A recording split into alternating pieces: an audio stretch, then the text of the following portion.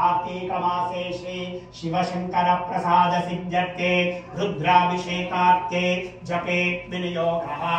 अग्निहोत्रात्मने अंगुष्टाभ्यां नमः दर्शपूर्णमासात्मने तर्जनेभ्यां नमः चातुर्मास्यात्मने मध्यमाभ्यां नमः विरूढवशुबन्धात्मने अनामिकाभ्यां नमः ज्योतिष्टोमात्मने करिष्ठिकाभ्यां नमः सर्वकृत्वात्मने करतल करपृष्ठाभ्यां नमः अग्निहोत्रात्मने हृदयाय नमः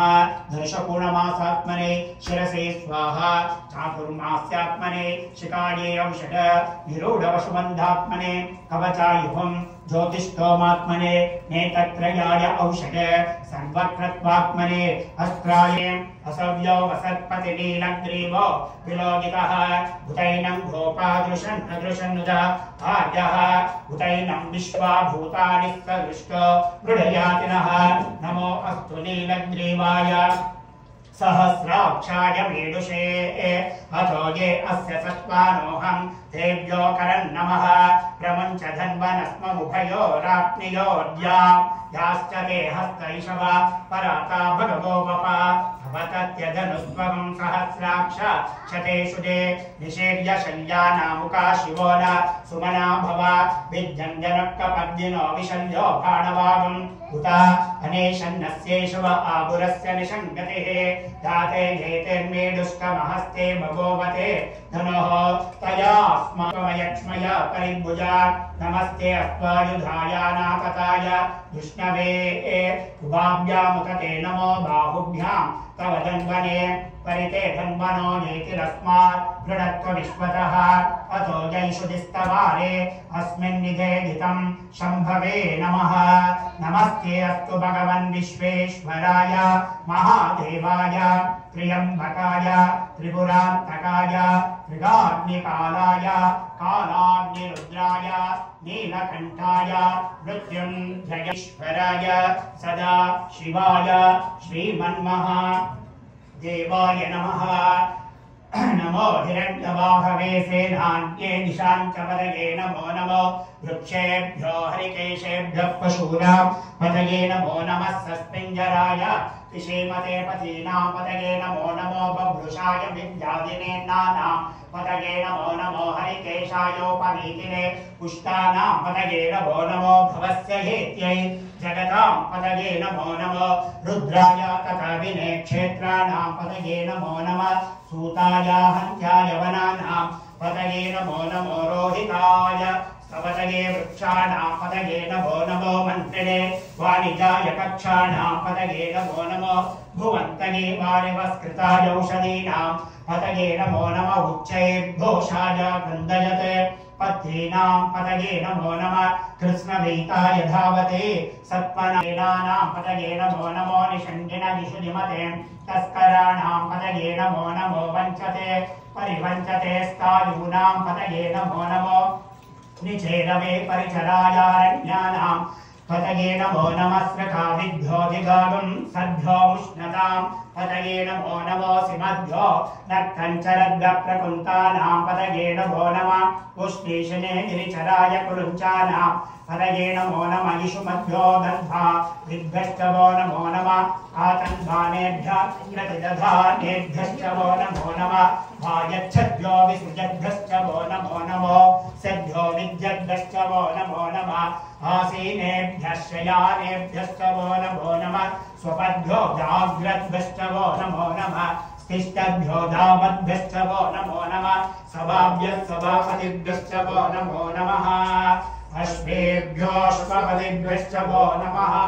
नमः स्वरूपेभ्यश्च वो नमो नमो महद्भ्यः चुल्लकेभ्यश्च वो नमो नमो रथेभ्यो रथेभ्यश्च वो नमो नमो रथेभ्यो रथपतिभ्यश्च वो नमो नमः सेनाभ्यः सेनाभ्यश्च वो नमो नमः क्षत्रुभ्यः संग्रहीतृभ्यश्च वो नमो नमः रक्षभ्यो रथकारेभ्यश्च वो नमो कुलालेभ्यः कर्मारेभ्यश्च वो नमो नमः पुञ्जिष्टेभ्यो विषादेभ्यश्च वो नमो नमः इषुभ्यो धन्वकृभ्यश्च वो नमो नमः मृगयुभ्यश्वनेभ्यश्च वो नमो नमः स्वभ्यश्वपतिभ्यश्च वो नमः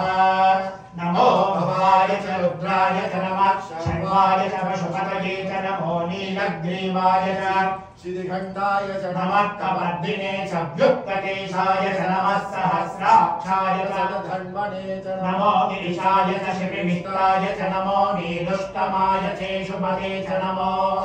ह्रस्वाय च वामनाय च नमो गणये च वर्षीयसे च नमो रुद्राय च वृद्धने च नमो अग्र्याय च प्रथमाय च नमः आशवे च गिराय च नमः शीघ्राय च शीभ्याय च नमः पूर्ण्याय वस्वन्याय च नमः स्रोतस्याय च दीप्याय च नमो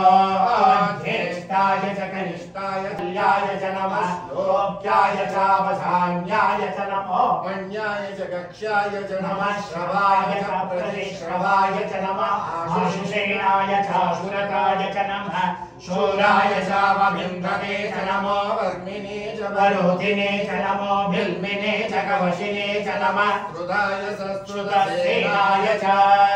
नमो दुन्दुभ्याय च हनन्याय च नमो दृष्टवे च प्रभुषाय च नमो धूताय च प्रहिताय च नमो निषङ्गिने शेषु दिवते च नमः शेषवे चायुधिने च नमः स्वायुधाय च धन्वने च नमः कृत्याय च पत्याय च नमः काट्याय च नीप्याय च नमो लाद्याय च वैशन्ताय च नमः कूप्याय च वट्याय च नमो वर्षाय च अवश्याय च नमो मेध्याय च विद्युत्याय च नमः ईन्द्रियाय च दप्याय च नमो वात्याय च रेश्म्याय च नमो वास्तव्याय च वास्तुवाय च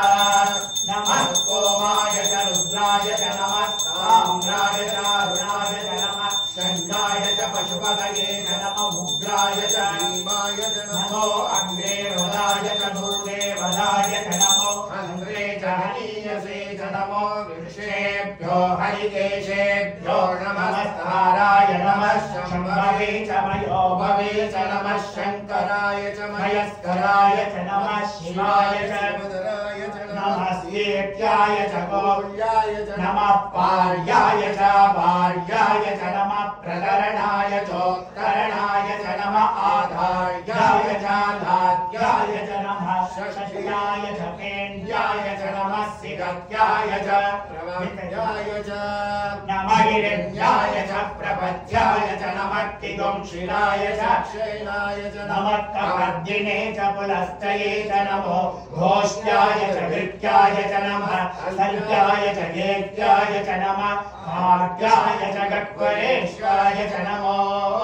रथैयाय च निवेष्ट्याय च नमः आगुंसव्याय च रथस्याय च नमः सुषुष्याय च हरित्याय च नमो लोप्याय च लप्याय च नमः होन्याय च स्वोन्याय च नमः पर्णाय च पर्णशद्याय च नमो पुरमाणाय च निग्धते च नमः आक्किरते च प्रक्किरते च नमो वक्किरेभ्यो देवानागुंसृजयेभ्यो नमो विक्षीणतेभ्यो नमो विचिन्वक्केभ्यो नमः निर्हदेभ्यो नमः आमीवत्तेभ्यः द्रावे अन्तसस्पदे दरिद्रन्नीललोहिता येषां पुरुषाणां येषां पशूनां माभेर्मारोमो येषां किञ्चनाममद रुद्र शिवा गणो शिवा विश्वा गणेशजी शिवा रुद्रस्य भेषजे दयानो मृडीमसे हिमागुं रुद्राय कवर्दिनी क्षयद्वीरानो गोषुमानो अश्वेश्वरीरिषः हीरान्मानो रुद्रभामिको भजे हविष्मन्तो नमसामि देवते आरात्ये भोग्न उदपूरुषज्ञे क्षयद्वीराय सुम्नमस्ते ते अस्तु रक्षाचनो अधिच देव रोग्यदाचन शर्म यच्च विमराः सुहिश्रुतं गर्तसजन्युवानं मृगन्न मुखहत्मुग्रं दृढाचरित्रे रुद्रस्ववानो अन्यन्ते अस्मन्निवपन्तु परिणो रुद्रस्य हेतुर्वृणक्तु परिद्वेषस्य दुर्मतिरगायोः अवस्थिरा भगवद्भ्यस्तनुष्महि रुद्रा अधिभूम्याम् देशागुं सहस्रयोजने वदन्वानि तन्मसि अस्मिन् महत्कण्डवे तरिक्षे भवादे नीलग्रीवाद्रिकण्ठा शर्मा अधः समाकराः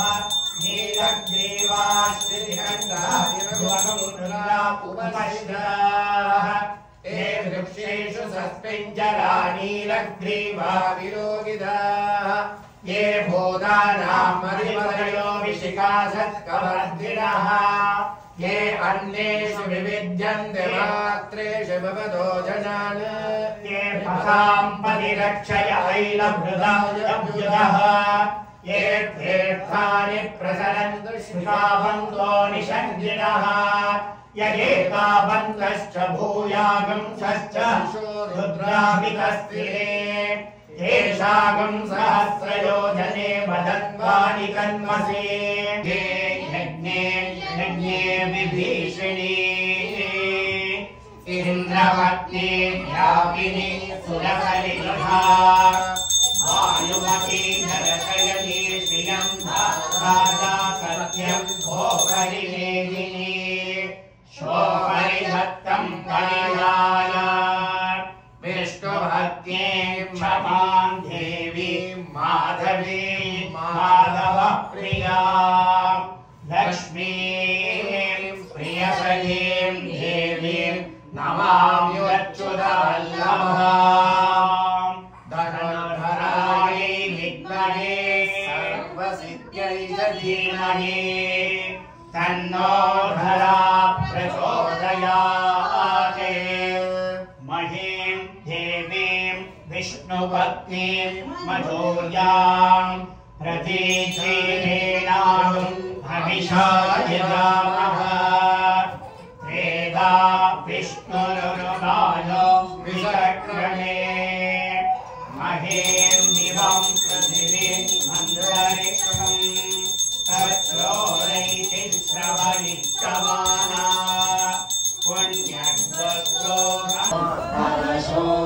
पुण्यशोणितबीजगते शिव शिव शुम्भ निशुम्भ महाप्रविभूतपिशाचरते जय जय हे महिषासुरमर्दिनि रम्यकपर्दिनि शैलसुरे धनुरनु सङ्गरणक्षण सङ्गपरिस्फुरदङ्गनटकटके कनकपिशङ्गपृषक्तनिशङ्गरशङ्गरशङ्गः